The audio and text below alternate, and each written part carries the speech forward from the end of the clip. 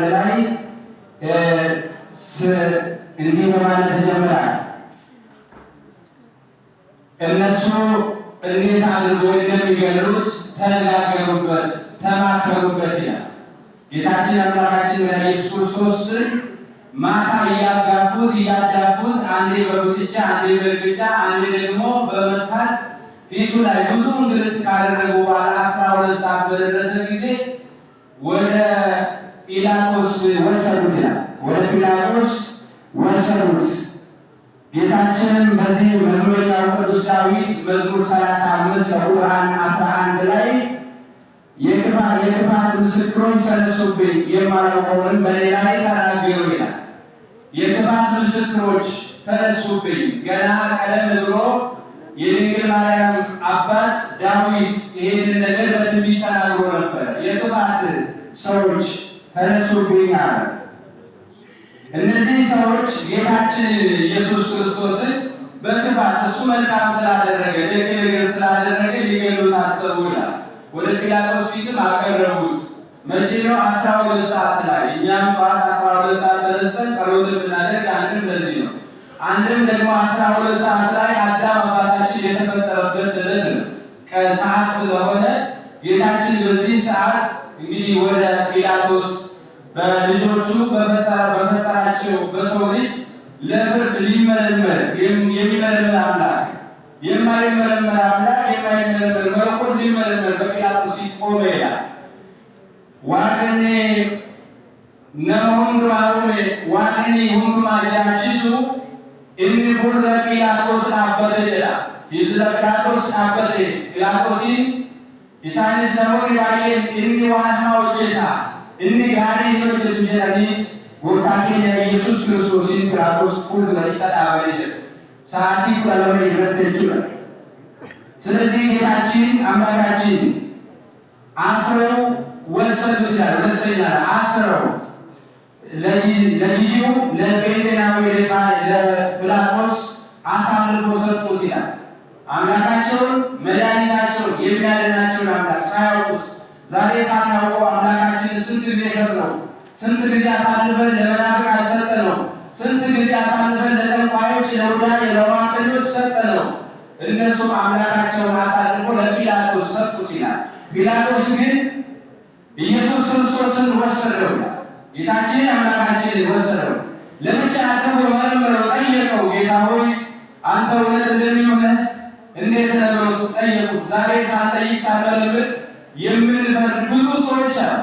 ብዙ ሰዎች ከዛሬ ታሪክ ብዙ ነገር እንማማራለን ማለት ነው። ከናፉ ጆሌዋ ሚሳኒስ ፉልበሳ ዳበሌላ እኒስ ሆማን በኔ ጎፍታን ኬኛ ኢየሱስ ክርስቶስ አባጃ ለላሲ አባዲ ፈማት ሁንዱማ ከንታሲ ሁንዱማ ከንጃለቱ ያለችው ከናፉ ኢሳኒ ፉለ ጲላጦስ የሮሳሌ ሰዳበኒ ጀተነኮ ኢሳኒ እንደሚስኔ ጲላጦስ ኮባቲ ሰባሴ 3 ሰዓት ላይ በደረሰ ጊዜ በአምስት ነገሮች ክርስቶስን ከሰሱት ይላል። በአምስት መልእክቶች ክርስቶስን ከሰሱት። እሱም መልእክቶቹ የመጀመሪያው ጌታችንን አምላካችንን ክፉ ትምህርት ያስተምራል፣ ምዕመናንን ያሳምጽብናል፣ ደግሞ የመሲህ ይላል። አራተኛ ደግሞ የእግዚአብሔር ልጅም ይላል ከእግዚአብሔር ጋር ራሱ ያስተካክላል ብለው ከሰሱት ጌታችን አምላካችን መድኃኒታችን ኢየሱስ ክርስቶስን። አምስተኛ ሰንበትን ይሽረዋል። እሱ በሰንበት ቀን አድኗል፣ ፈውሷል፣ የጎበጠውን ቀን አድርጓል።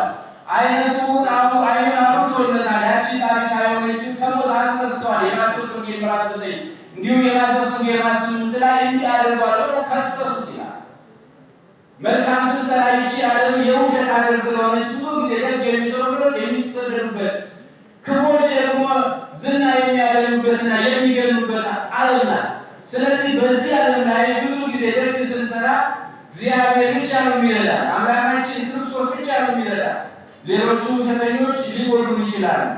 ስለዚህ ይህንን ብሎ ጌታችንን በጲላጦስ ፊት አቀረቡት። ጲላጦስም እንዲህ በማለት ይጀምራል። እንግዲህ በዚህ ቅዱስ ዳዊት እንደተናገረው አጎቱኒ ከለባት ብዙሃን ይላል። ብዙዎች ውሾች ከበቡኛል፣ የክፋተኞች ጉባኤም ያዘኝ፣ እጆቼንና እግሮቼን ቸነከሩኛል። ውሾች ከበቡኝ ይላል። ውሾች የማን ምሳሌ ናቸው? የመናፍቃን ምሳሌ ነው። ውሻ የመናፍቃን ምሳሌ ነው። ሰሮን ያመሰኒ ይላል። ወርድ ሶባን ፈለደኒስ አናን ቀበተኒ ሙርቶት ለየሰኒ ይላል። ሰሮት ወርድ የለመን ኢሳሌም ፋት ይሮጅን ወረ ሸኪቶታ መቃ ኢየሱስ ክርስቶስን ወረደ ደም ያለች ወረደ ሁሉ ተንጃለን ወረደ ሙለ ደሞ ተንጃለን ኢሳንሰነ ይችላል። ሰሮታት ከፈከ በሚዛን ያለች መጫፈር ሁሉ ለታቱ አርጊው ይችላል። ጌታችን ይህንን ኢየሱስ ክርስቶስ አቀረቡት። ውሾች የመጀመሪያ የመናፍቃን የክፎች ምሳሌ ይላል ማቴዎስ ወንጌል ምዕራፍ 7 ቁጥር 6 ላይ። እንዲሁም ደግሞ ሁለተኛ የጠበኞችና የዘማውያን ምሳሌ ይላል ምሳሌ ምዕራፍ 26 ከቁጥር 17 ላይ። ውሾች በእነዚህ ኃጢአት በሚሰሩ ይመሰላል ማለት ነው። ጲላጦስ ለብቻው መረመረ፣ ምንም ነገር አላየሁበትም ማለት። ስለዚህ ይሄ ሰው ይፈታል። አይሁዳውያን ግን በክፉ ስለጠሉት እንዲገደል ስለፈለጉት ምስጢራቸውን ስላወቀባቸው በጨለማ ልብሳቸውን ስልጣናቸውን ተገዳድረው የሚያደርጉትን ነገር ስለሚያውቅ ኢየሱስ ክርስቶስ እንዲሰቀል እንዲሞት ሕዝብን ምዕመናን አስነሱበት ይላል። ሰዎች ሁሉ ይሰቀል እያሉ አፋቸውን ሞልቶ ተናገሩ። ደግ የሆነውን የዋህ የሆነውን ሊያድናቸው የመጣውን መድኃኒታቸውን ኢየሱስ ክርስቶስን አባታቸው እንዲሰቀል ፈረዱበት ይላል። ዛሬ ስንት ጊዜ ፈረዱበት? ወንድሞቻችን እንዲሰቀሉ፣ እንዲታሰሩ፣ እንዲጠፉ ስንት ጊዜ ፈረዱ? ያ ታሪክ ዛሬ ላለን ለምዕመናን በኢትዮጵያ ኦርቶዶክስ ተዋሕዶ ልጆች ለድንግል ማርያም ለእኛ ለእናንተ ይሰራል። ደግ መስራት እንዳለብን ይነግረናል። በዚህ በሶስት ሰዓት ላይ ጌታችን ኢየሱስ ክርስቶስ ይህንን አደረገ። ይሄ ሲሆን ምን ያደረገ? ጲላጦስ እወቅበት አሉት፣ አስፈራሩት። ጲላጦስን ወደ ቄሳር እንወስዳለን፣ አንተ የቄሳርን ግዛት ትገዛለህ፣ እኛ እሱ ራሱ እኔ የአይሁድ ንጉሥ ነኝ ይላል። አንተ ግን እኛ አንድ ንጉሥ አለን፣ ቄሳርን ብቻ ነው። አንተ የቄሳር ተቃዋሚ እያየ ዝም ስላልክ አንተ እወቅበት፣ እሱን ማስፈራሩት ይላል። ውሃውን አመጣ። እኔ በዚህ ሰው ላይ ምንም ነገር አላየሁምና እንደፈለጋችሁ አድርጉት አለና ይገረፋል። ይገረፍ ማለቱ ተገርፎ ሰው ተገርፎ አይሰቀልም። ሁለት ቅጣት በአንድ ላይ አይሰጥም ነበር። ስለዚህ ሲገረፍ ደሙ ሲፈስ ስጋውና አጥንቱ ሲታይ ይተውታል፣ ይራሩለታል ብሎ ጲላጦስ ኢየሱስ ክርስቶስ ይገረፍ ብሎ ተወ። እነሱ ግን ከተገረፈ በኋላ ይሰቀላሉ፣ ሁለት ጊዜ ማለት ነው። እነዛ ወንበዴዎች ባላዊ ዘመን ባትጸጋ ሁለታቸው ወንበዴዎቹ በቀኝና በግራ የቆሙት አንድ ብቻ ነው። ተሰቀሉ እንጂ አልተገረፉም ነበር። እሱ ግን ተገረፈ፣ እንዲሁም ደግሞ ተሰቀለ ይላል ጌታችን ኢየሱስ ስሙ የተመሰገነ ይሁን። የእኛን መገረፍ ወስዶ እሱ ተገረፈ። አምላካችን ብዙ ነገር አደረገልን ማለት ነው። ከዛ በኋላ ኢየሱስ ክርስቶስን እንዲሞት ወሰኑበት ይላል። ወታንጀል ኢየሱስ ክርስቶስ አከይሚዱ ኢሰትሙቴስ አከይሚዱ ኤርገደፈሜ ወደኔ ኤርገኢንሳለንገሬ ወደኔ ኤርገፎን ሳጭጭቴ ለቤን ሳበዬ ወደኔ ኢየሱስ ክርስቶስ አከይሚገረፈሙ አከይሚዱ ኢሰትሙቴስ ይላላ ጮቡገኛ ሀማገኛ ዱቢ አረሚገኛ በተነማሚው ሚልከ ለሚናሚው ወታንጀል ኢየሱስ ክርስቶስ የሚፈርደው ይላል ይላላ ወጣ ዋምባይ አላም ስሊፍ ግድራ ባይ አላም ስሊፍ አይደ እለናም ይወርቁት ዋለማ ይናደሩ አለቢው ይናደሩ ወጣ ኢየሱስ ከሩ ይወርቁት ዋለማ አረቢ ገረመኛ ከንገዲ ነው ጲላጦስ የጋለ መልስ ኢሳንገሩ ይንተው ገረመኛ ወጤለ ሃዱ ይላል ትሙትስ ሃዱ ይላል ኡመተለ ሰጥ ከታሰኒ ዋንሶዋን ማለት እቺሲሳኒ ዋንበር የምትላታስ ቲኬኛ ነሞኒ ጋበረኒ ወሬ ጉዳዳ ወረ ነሞተሰና በለሱላ ሐዲሱላ ሐዲና ይችላል waan keenya waan keenya hunda keenyaaf laphee qulqulluu nuuf yaadatu. Egaa ይህንን ካደረጉ በኋላ አሁን 6 ሰዓት ላይ ሲደርስ ጌታችንን ኢየሱስ ክርስቶስን ወደ መስቀል ወሰዱት ይላል። ታሪኩ ረጅም ሰዓታችን አጭር ስለሆነች እያሳጠርን እንሄዳለን። በዚህ ሰዓት ጌታችን ልዩ መከራ የተቀበለበት ነው። 6 ሰዓት ላይ በነገራችን ላይ 3 ሰዓት ላይ እናታችን ሔዋን የተፈጠረችበት ዕለት ነው ሰዓቱ ማለት ነው። ለምን እናታችን ሔዋን ተፈጥራ በኃጢአት ሞታ ነበር። በኃጢአት ሞታ ነበር። ኢየሱስ ክርስቶስ በ3 ሰዓት ግን ተመርምሮ ተገርፎ የእሷን እርግማን ሊያጠፋላት የሰው ልጅ ሞት ሊያጠፋ ወደ ጲላጦስ ሄዷል ማለት ነው። ሁሉም ሚስጥር አለው። 6 ሰዓት ላይ አባታችን አዳም ዕፀ በለስን በልቶ ከገነት የተባረረበት ዕለት ነው። ዕፀ በለስን በልቶ ከገነት የተባረረበት ኢየሱስ ክርስቶስ ሰዓታትን ለምን መረጠ? ከፍ ብሎ ለምን 7 ሰዓት ዝቅ ብሎ ለምን 5 ሰዓት አልመረጠም ቢሉ አንድም ሚስጥር አለው። ለሚያደርጋቸው ነገር በሙሉ ኢየሱስ ክርስቶስ ምሳሌ አለው፣ ትርጉም አለው ማለት ነው። ስለዚህ 6 ሰዓት ላይ ጀብዱ ነገር አድርጓል ጌታችን አምላካችን መድኃኒታችን ኢየሱስ ክርስቶስ። በ6 ሰዓት ላይ በ5 ቅንዋት የተቸነከረበት ነው ላይ ሳዶር፣ አላዶር፣ ዳናት፣ አዴራና ሮዳስ ይባላል።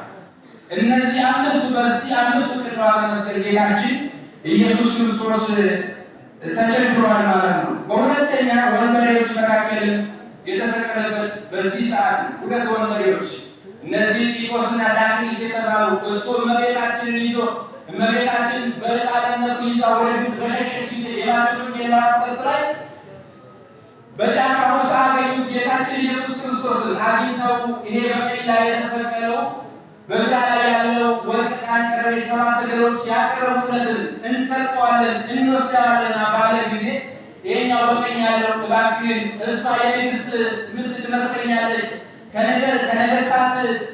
ከነገሥታት ወገን ትመስለኛለች፣ ስለዚህ እባክህ ይሄን ሕፃን እችን እናትን ተዋት ይችን ሴት ብሎ በዛ ሰዓት ማለት ነው የራሱን ተራ 2 ጊዜ ለክርስቶስ አሳልፏል።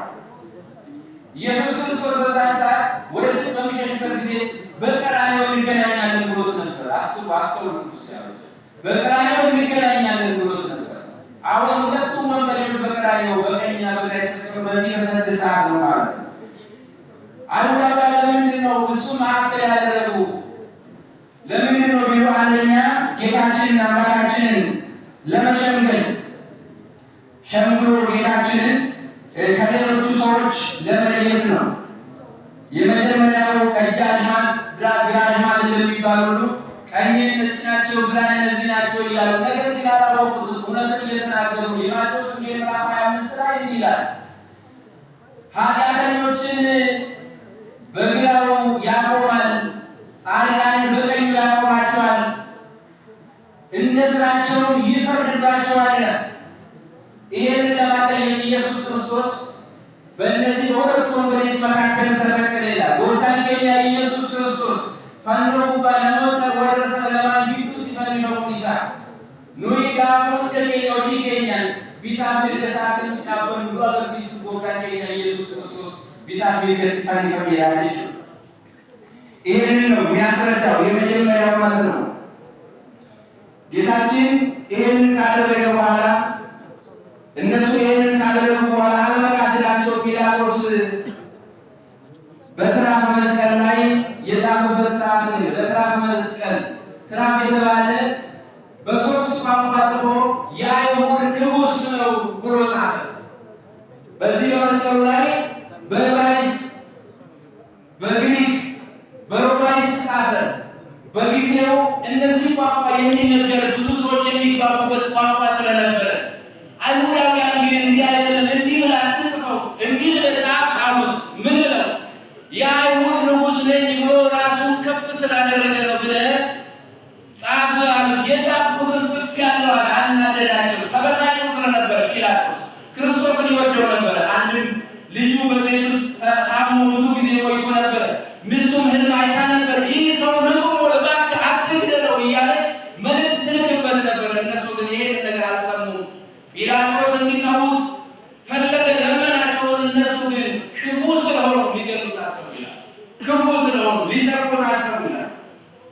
ኢየሱስ ክርስቶስ በዚህ ሰዓት አንድም በግሪክ በዕብራይስጥና በአረማይክ በተጻፉ አዲስ ኪዳን የተጻፈው በግሪክ ነው። ብሉይ ኪዳን የተጻፈው በዕብራይስጥ ነው።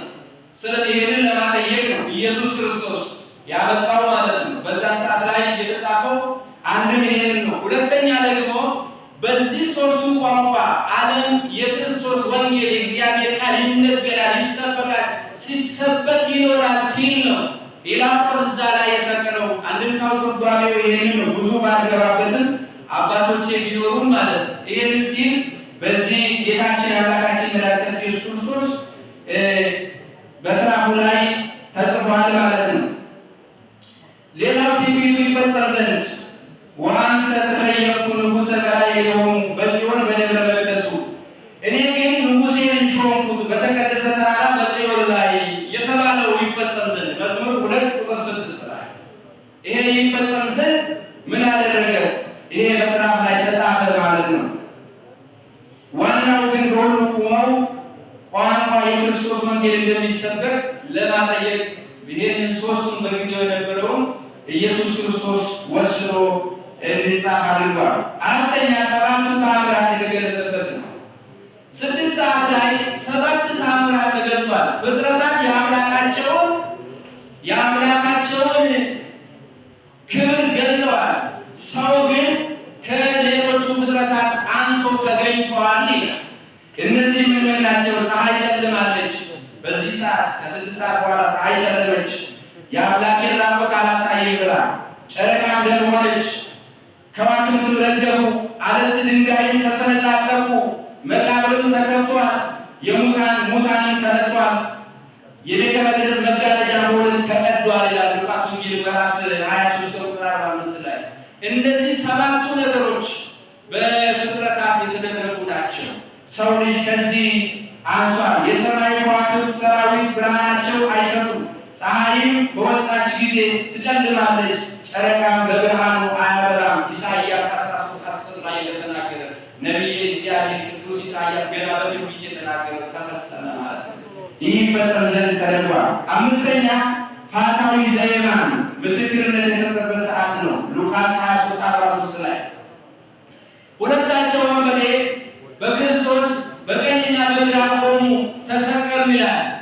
በግራ ያለው እንዲያለ ራስ አምላክ አይደለም፣ ራስን ውረድ እኛን አይደለም አለው። በቀኝ የተሰቀለ ግን የጌታን አምላክነት የጌታን አባትነት አውቆ ተረድቶ ነበር። ስለዚህ ምን አለው? አንተ ሰው ይሄን አንተ የሰራው ስራችን በመስቀል ላይ ያውለናል፣ እንድንሰቀል ይፈርድብናል። እሱ ግን ለኔና ለአንተ ሲል ነው የተሰቀለው።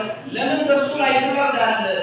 ለምን በሱ ላይ ትናገራለህ? ብሎ መልስ ሰጠው። ከዛ በኋላ ወደ ኢየሱስ ክርስቶስ ዞር አለ። ጌታዬ አምላኬ አለ። ጌታ ሆይ መንግስት በመጣች ጊዜ አስበኝ አለ። ኢየሱስ ክርስቶስ ወዲያው ጥያቄውን ተቀበለ። እንደ ፋታዊ ዘየማን ወዲያው ጥያቄ የደረሰለት ሰው የለም። በብሉይ ኪዳንም በአዲስ ኪዳን ጌታ ኢየሱስ ክርስቶስ እንዲህ አለው፣ እውነት እልሃለሁ ዛሬ ከእኔ ጋር በገነት ትሆናለህ። የትምህርታችን ርዕስ ነበር። ዛሬ ኢየሱስ ክርስቶስ ወንበዴ መሆናችንን አይደለም፣ ዝሙተኞች መሆናችን አይደለም፣ አስመሳይ መሆናችን አይደለም፣ ሌቦች መሆናችን አይደለም። የዋህ ልብ ንስሐ የሚገባ ልብ ካለን እግዚአብሔር ዛሬ ቢሆን ሊያድነን እሱ መልካም ፈቃዱ ነው። ሊያድነን ሰላሙን እንሰጥ ዛሬ መልካም ፈቃዱ ነው። ስሙ የተመሰገነ ይሁንልን። ጸሎት ልመናችንን ይስማ። ለሀገራችን፣ ለሃይማኖታችን፣ ለኢትዮጵያ ኦርቶዶክስ ተዋሕዶ ቤተክርስቲያን የሚሰማውን የሚደረገውን ነገር አምላካችን ወዲያው ሰምቶ መልስ ይስጥልን። ይህንን ነው ጌታችን አምላካችን መድኃኒታችን ኢየሱስ ክርስቶስ በዚህ ላይ ተናግሮ በ6 ሰዓት ላይ በ5ኛ ላይ የተናገረው ይህንን ነው። 6ኛ ላይ በልብሱ ላይ ዕጣ የተጣጣሉበት ነው። በልብሱ ላይ ኡፈተ ሳበት ኢንሳኒ ኢጣቡ ፈተኒ አሌዮቲ ሜላ ጀሪትኒ ኢጣቡ ፈተኒ ጀራ ማርቆስ ወቁና ቆሸለ ቆሰሊ ደኒ አፍረት። መልእክቱ ምንድን ነው? ትልቁ ነገር እዚህ ላይ መልእክቱ ምንድን ነው? ከዛሬ ስለት የምንማር መልእክት ምንድን ነው? ይሄ ላይ ትምህርታችን እናጠቃልለዋለን። እግዚአብሔር አምላካችን ከሁላችን ጋር ይሁን። ከስቅለቱ ብርሃን ከብርሃን ስቅለቱ ረድኤተ በረከትን ያሳድርብን። የልቦናችንን መሻት የልቦናችንን ልመና ሥላሴ ይፈጽምልን። ስለዚህ ከዚህ ምንማር ምንድን ነው መልእክታችን? ለምን ተሰቀለ? ለምን በመስቀል ላይ ተሰቀለ ኢየሱስ ክርስቶስ? አንደኛ በመስቀል ላይ የሚሰቀል የተረገመ ነው ይላል። አዳም በኃጢአት ምክንያት የተረገመውን እርግማኑን ተቀብሎ ከእርግማናችን ሊመርቀን በመስቀል ላይ ተሰቀለ። ገላትያ 3 ቁጥር 13 ላይ በእንጨት የሚሰቀል ሁሉ የተረገመ ነው ተብሎ ተጽፏል።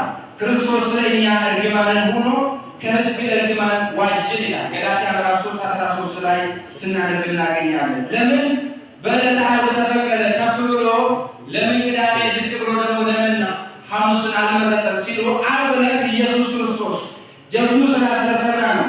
የመጀመሪያው ዕለተ ዓርብ በዕለተ ዓርብ አዳም ተፈጥሮ በኃጢአት የሞተውን አዳም በዕለተ ዓርብ መልሶ ሊያድነው ዕለተ ዓርብ ነው ሰው ልጅ የተፈጠረው። ዕለተ ዓርብ ተፈጥሮ ነበር። አዳም ተፈጥሮ ወደ ገነት ገብቶ ነበር። ኃጢአት ስለሰራ ግን ሙቶ ነበር። አዳም የሰው ልጅ በሙሉ ሙቶ ነበር። ስለዚህ ኢየሱስ ክርስቶስ ሙቶ የሞተውን አዳም ሊያነሳ ዕለተ ዓርብ በመስቀል ላይ ወራት ስሙ የተመሰገነ ይሁን። አምላካችን ሙቶ ስላዳነን ሰላሙን ስለሰጠን ኢየሱስ ክርስቶስ ስሙ የተመሰገነ ይሁን። ይህንን ነው የምንማረው። የጌታችን የመድኃኒታችን የኢየሱስ ክርስቶስ የእሱ መልእክቱ ይህንን ነው። ሌላው ለምን ቀራንዮ ተሰቀለ? ቀራንዮ ስለምን መረጠ? ብዙ ተራራዎች አሉ። በኢትዮጵያ ውስጥ አሉ ተራራዎች፣ ቦታዎች፣ በጣም የሚያማምሩ ቦታዎች አሉ። ኮረብታ ለምን መረጠ? ቀራንዮ አባታችን አዳም አባቶቻችን በታሪክ ሲነግሩን አባታችን አዳም የተቀበረበት ቦታ ይላሉ። አንድም ደግሞ በቀራንዮና በዮርዳኖስ ወንዝ ላይ አዳም የዳቢሎስ ባሪያ ነው የሚል ደብዳቤ ተጽፎ ተቀምጦ ነበር። ሁለት ቦታ ላይ ተቀምጦ ነበር። አንድም በቀራንዮ ላይ፣ አንድም ደግሞ የት ነው? በዮርዳኖስ ወንዝ ላይ። ያንን የሰው የዕዳ ደብዳቤ ሊቀድልን ኢየሱስ ክርስቶስ ያንን ቀራንዮ መርጦ በዛ ላይ ተሰቅሏል። ስሙ የተመሰገነ ይሁን። አሁን እግዚአብሔር አምላካችን አምስታናን ጎፍታን ኬኛ ኢየሱስ ክርስቶስ ፈኖ ዋኔ ይግለጤ ነም ፈኖ ለጥፋን ፈም ኤኒ ከናባላ ለሌሌ መጫፈር ባሉበት አባሳ የመለማ ፈይሱ ጌታ ጎፍታን ኬኛ ኢየሱስ ክርስቶስ ፈኖ ለጥፋን ፈም ይላልችላል። ፈኖ ለጥፋን ፈም አባሳ ኬኛ ፍለቴና አከስመስሞ ሁያጅማታ ማሊፊ ጎፍታን ኬኛ ኢየሱስ ክርስቶስ ፈም ፈም ጋፈሌን አዱጂማታ የሚነማለቴ ገሩቹ ቡላን ከየቱሬ አዱጂ ማታቱ የጎፍታኬ ኢሰዱ የኢመና ማሰራካሲ ገለም ክርስቶስ ይባታው ዋቀዱ ያለኝ ዋቀዱ አኬሳሩ ካሴ ገለም ይሳቢያታው። ሌላ ሰባቱ አጽመ መስቀል በዚህ ላይ ተደርጓል። በዚህ ላይ በትኩረት በአጽንኦት እንድትሰሙ ይፈልጋል። አጽመ መስቀል የተባለ ጌታ ኢየሱስ ክርስቶስ ተናግሮ ያስተማረን መስቀል ላይ ሆኖ ያስተማረን በመከራው ጊዜ በችግሩ ጊዜ ኢየሱስ ክርስቶስ ያስተማረን ማንም ክርስቲያን ይሄንን ነገር ከሌለው እውነት የምላችሁ ከክርስቶስ ጋር የሆነ እውነት ኦርቶዶክስን ተዋህዶም አንባልም። ምንድን ነው? የመጀመሪያ ፍቅር ነው ኢየሱስ ክርስቶስ ያስተማረን። እያዳፉት፣ እየገረፉት፣ እየሰቀሉት፣ ቁጭ ብድግ እያደረጉት፣ እየተፉበት ኢየሱስ ክርስቶስ ምን አለ? አባቴ ሆይ የሚያደርጉትን አያውቁምና ይቅር በላቸው አለ። ምን አይነት አምላክ ነው? ምን አይነት ይቅር ባይ ጌታ ነው? ምን አይነት ሲወደን ነው? የሚያደርጉትን አያውቁም ይቅር በላቸው አለ። እውነተኛ በቅድስ ስንመጣ እንተዋለን አለ እንደው አለ ጎረቤታችን እንደው አይደለም እንተዋለን አይደለም። መልካም ልብስ ጓደኛችን ከለበሰ እንዴት አድርገን እናጠፋለን አይደል? አይናችን ደም የሚለብሰው አንዳንዱ በዚህ አይነት ሁኔታ በመቀኝ በተለያየ ነገር የተመረተን ካለን በጣም ልንዋደድ ልንፋቀር እንደሚገባ አይደለም። አግኝቶን ሲያገኝ ልንደሰትለት፣ ሲያጣ ልንረዳ እንደሚገባ ኢየሱስ ክርስቶስ ሉቃስ ወንጌል ምዕራፍ 23 ቁጥር 34 ላይ ኢየሱስ ክርስቶስ አሰብ ዋይ ያላላኖዚ ዋንጎዳኒ ሜዳኒ ያባሩ አዲሳኒ ይስከ ፈንዶዱ ባሮ ለጀች ነው ኢየሱስ ገለኒ ሳቢያቱ መካሳ ነው ሃሌሉያቱ ሃሌሉያ ይፈወሊ ቁጭ ያከመሉት። ሁለተኛ ይቅርታን አስተማረ። መስቀል ላይ ሆኖ እኮ ስቃይ ላይ ሆኖ በጭንካር በዳና ካሌላ ሮዳስ እጅግሮቹ ደረቶቹ ተመቶ እያለ ምን አለ? ይቅርታን አስተማረ ኢየሱስ ክርስቶስ። ኢየሱስ እውነት እላለሁ ዛሬ ከኔ ጋር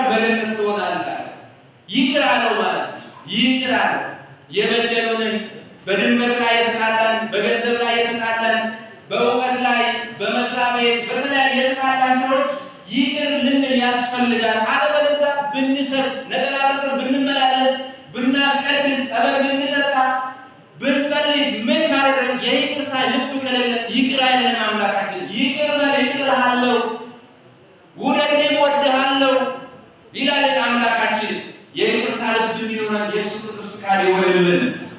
እየሞተ ይቅርታን አስተማረን። አንዳንድ ጊዜ ይህን እኮ ቤተክርስቲያናችን እየሞተች ዝም ትላለች፣ እየተቃጠለች ዝም ትላለች፣ አባቶች እየታረዱ ዝም ትላለች፣ ዲያቆናት እየታረዱ እንደ እሳት እየጋዩ እንደ መጋለ እየተጠረጠሩ ዝም ትላለች። እና ቤተክርስቲያን ለምን ሲሉ ከክርስቶስ የተማረች ነገር አላት። ነገር ግን ከገድል ካለፈ ደግሞ ሃይማኖት ያስፈልጋል። ሶስተኛ ልመና። በዘጠኝ ሰዓት ኢየሱስ ክርስቶስ ኤሎሄ ኤሎሄ ላማ ሰበቅታኒ ብሎ በታላቅ ድምፅ ጮኸ። ይህንን አምላኬ አምላኬ ስለምን ተወከኝ ማለቱ ነው ይላል። ይህንን ያመለክታል። ሐዘን ሲበዛብን፣ ችግር ሲበዛብን፣ ብቸኝነት ሲበዛብን፣ ወልደን እንዳልወለድ መካን ስንሆን፣ እየሰራን ገንዘብ አልበረክት ስለን፣ የሰው ፍቅር ስንቀር፣ ብዙ ነገር ስንቀር ኢየሱስ ክርስቶስን ምን ማድረግ አለብን? መለመን አለብን። ለምን ተውከኝ፣ ለምን ረሳኝ፣ ፈጠርከኝ ብለን ወደ እሱ ማልቀስ እንዳለብን፣ መጸለይ እንዳለብን ጌታችን ኢየሱስ ክርስቶስ በዚህ መስቀል ላይ ሆኖ አስተምሮናል። ለምን እንዲሰማ የእሱ ቅዱስ ፈቃድ ይሆንልን። ጎፍታን ኢየሱስ ክርስቶስ ኤሎሄ ኤሎሄ ላማ ሰበቅታኒ ጀዴቲ ኒካቴ ኤሎሄ ኤሎሄ ላማ ሰበቅታኒ ጀዴቲ ማኑ ጉባራት ኒካቴ ኤሉን አባሳቲኒ ነሞኒ ባየን ሰከረት ዋባየንበት ጆለ ዋቀይ ዋንተ ባየንበት። አንዳንድ ጊዜ ሰዎች ይሄን ብዙ ነገር ትርጉም የሚሰጡ ሰዎች አሉ። እሱ እኮ አማላጅ ነው የሚሉ ሰዎች አሉ። እኔና አባንደነ ይላል ሉቃስ ወንጌል ምዕራፍ 1 ቁጥር 1 ጀምሮ እስከ 14 ማለት መጀመሪያ ላይ ቃል ነበረ፣ ቃልም እግዚአብሔር ዘንድ ነበረ፣ ያ ቃልም እግዚአብሔር ነው፣ ያ ቃል ደግሞ ሰው ሆነ ይላል። ያ ማለት ኢየሱስ ክርስቶስ በራሱ ማን ማለት ነው? በአንድ ድምፅ መልሱን። ኢየሱስ ክርስቶስ ማን ነው? እግዚአብሔር ነው ማለት ነው። እግዚአብሔር አምላካችን ፈጣሪያችን ነው ማለት ነው። ስሙ የተመሰገነ ይሁን። አስገኛችን፣ የሚያኖረን መድኃኒታችን ነው ማለት ነው። መድኃኒት ሆኖ ተሰቅሎ ስላዳነን ክርስቶስ ስሙ የተመሰገነ ይሁን። ይሄንን ነው ልመናን አስተምሮናል። አራተኛ እናቱ ድንግል ማርያምን እናት አድርጎ ሰጠን። ትልቅ ሀብት እናታችን ድንግል ማርያም የካህናት ምግባቸው፣ የዲያቆናት በቆሎ ትምህርት ቤት በተሰማ ለማርያም ብለው ለምነው በእሷ የሚመገቡ በእሷ የሚማሩ የተማሪ ስም አሁን እንኳን እዚህ ያሉ ካህናት ሰላም ለጌታ አልነገቡ አይሆናቸው አይናቸው ድንግል ማርያም ካህናት እዚህ ያለን እናንተ ምትሆን እናታችን ድንግል ማርያም የአይናችን ብሌን ብርሃናችን ናት ድንግል ማርያም። በረከቷ አይደለም። ይሄ ብቻ አይደለም። ዮሐንስ ይወደው ስለነበረ እነሆ እናቱ ሰዳታለ። በዮሐንስ መልኩ ድንግል ማርያም ተሰጥታናለች። ዛሬ የኢትዮጵያ ኦርቶዶክስ ተዋሕዶ ቤተክርስቲያን ክርስቶስን ከእናቱ ከድንግል ማርያም ጋር ሰብአ ሰገሎች ሄዱና ከእናቱ ጋር ከማርያም ጋር አገኙት። ክርስቶስን የሚፈልግ ሰው በሙሉ ማለት በዚህ ዓለም ላይ ያለ ድንግል ማርያም ማግኘታችን እንዲህ ይሆንማ ኢየሱስ ክርስቶስ ድንግል ማርያምን መሃል ባላስገባ ነበር፣ እንዲሁ አዳምን ባዳነ ነበር። ነገር ግን ለሁላችን ምክንያት ለድነታችን ምክንያት ድንግል ማርያም ስለሆነች መሃል ያስገባ ፈለገ። ደግሞ ይህ ብቻ አይደለም፣ እናት አድርጎ ሰጠን። እናታችን ናት። ደግሞ ለኢትዮጵያውያን ትልቅ ውለታ አላት እመቤታችን። እሷ ስላለችን ነው ዛሬ ያልተደፈርነው። በኮሮና በተለያየ አጋንንት እንደሚወረውርብን ቀስቱን እንደሚወረውር ያልጠፋ ነው ያለነው በእናታችን በቅድስት ድንግል ማርያም አማላጅነት ነው። በረከቷ ከሁላችንም ላይ ይደርብን። ድንግል ማርያም ይሄንን አድርግልናለች ማለት ነው። ስለዚህ በመስቀል ላይ ይሄንን አግኝተናል። ድንግል ማርያምን አግኝተናታል። አምስተኛ ተጠማሁ አለ ኢየሱስ ክርስቶስ። የሁሉ መጠጥ የሆነ ኢየሱስ ክርስቶስ ተጠማሁ አለ። ዮሐንስ ወንጌል ምዕራፍ 19 ቁጥር 28። ከዚህ በኋላ ኢየሱስም አሁን ሁሉ እንደተፈጸመ አውቆ የመጽሐፉ ቃል ይፈጸም ዘንድ ተጠማሁ አለ ይላል። ስድስተኛ የመከራ የስቃይ ጊዜ እንደሚያልፍ እንደሚገታ ሲያጠይቅ ተፈጸመ አለ። መከራ፣ ችግር፣ ረሃብ፣ ሁሉም ነገር በጊዜው ይገደባል። አንድ ነገር አለ በዚህ በሕይወታችን ውስጥ እውቀታችንን ተገን አድርገን ሰውን ካስፈራራ እውነቴን ነው የምላችሁ ከእኛ የሚበልጥ እውቀት ይመጣና ያ ቦታችን እንነጠቃለን። በጉልበታችን ተመክተን ጉልበት የሌሉትን ብንገፋቸው እውነቴን ነው የምላችሁ ከእኛ በላይ ጉልበት ያለው ይመጣና ያንን ቦታ ይወስድብናል። ነገር ግን በሕይወታችን ውስጥ በየመስሪያ ቤቱ፣ በቤተ ክርስቲያን፣ በተለያየ ቦታ ሰውን ማሸነፍ የምንችለው በፍቅርና በፍቅር ብቻ። መልስ የለውም። አንድ ወንድምን በፍቅር ብትወደው፣ በፍቅር ብትቀርበው፣ እየጠላም ቢሆን በፍቅር ብትጠጋው አይነሳም። ፍቅር ማነው? ክርስቶስ ስለሆነ። ፍቅር ማነው? ሥላሴ ስለሆነ። ስለዚህ አንዳንድ ጊዜ በጉልበት በጊዜ አንዳንድ ጊዜ ሰውን መግፋት የሚፈልጉ አንዳንድ ሰዎች አሉ። ያልፋል። ኢየሱስ ክርስቶስ ፍቅር ግን በጊዜ አይገደብም። የፍቅር አምላክ ክርስቶስ ስሙ የተመሰገነ ይሁን። አባንጃላ ጊዜ ለቦታን ኢየሱስ ክርስቶስ መቃሰረም ፋተን ሲያተው ሰባተኛ ነፍስ ወደ ፈጣሪዋ እንደምትሄድ ለማጠየቅ ሞተ እንዳለ አሳወቀ ይላል። ሞት እንዳለ አሳወቀ ኢየሱስ ክርስቶስ 9 ሰዓት ላይ ወደ አባቱ ወደ ሰማይ ሁሉም ነገር እንደሚፈጸም ዛሬ ያለን ሁላችን የእኛ ነፍስ የክርስቶስ ልጅ አይደለም። ሰው ልጅ ሲናገር በእስትንፋሱ መንፈስ ቅዱስን ይመስላል፣ በስጋው ክርስቶስን ይመስላል። ስለዚህ እያንዳንዳችን የክርስቶስ የሥላሴ ቤትን መናኸሪያ ነን። በእኛ ላይ መልካም ነገር ሊነግስ ይገባል። ከዚህ ትምህርት ስንጠቀልለው ኃጢአተኛ የሆኑ ሰዎች ስለ ኃጢአታችን ንስሐ እንግባ። አምላካችን የይቅርታ አምላክ ነው። ሁለተኛ እርስ በራሳችን እንዋደድ። ወንድም ሲገፋን የይቅርታ ልብ ይኖረን። ሌላ ሁላችንም እንደምንሞት እንረዳ፣ እንወቅ። በዚህ በምታልፍ ዓለም ውስጥ አንገፋፋ፣ አንድ እንሁን፣ እንዋደድ። ይቺ እናት ቤተክርስቲያናችን ለሁላችን እንደምታስተምር እንደምትነግረን እንሆንላት፣ እንኑርላት። አንድ ሆነን ከውጭ የሚመጣውን ጠላት ከራሳችን እናስወግድ። ይሄንን ነገር ኢየሱስ ክርስቶስ ዛሬ አስተምሮናል። እውነት እውነት እልሃለሁ ዛሬ በገነት ከኔ ጋር ትሆናለህ። ዛሬ ኢየሱስ ክርስቶስ እያንዳንዳችንን በገነት የሚሰበስበን ጊዜ ስለሆነ መልካም ሰርተን ጥሩ ሰርተን ከእሱ ጋር በገነት እንድንኖር የእሱ ቅዱስ ፍቃድ ይሆንልን። ያስተማረን የመከረን አባቶቻችን አምላክ ስሙ የተመሰገነ። ወስብሐት ለእግዚአብሔር።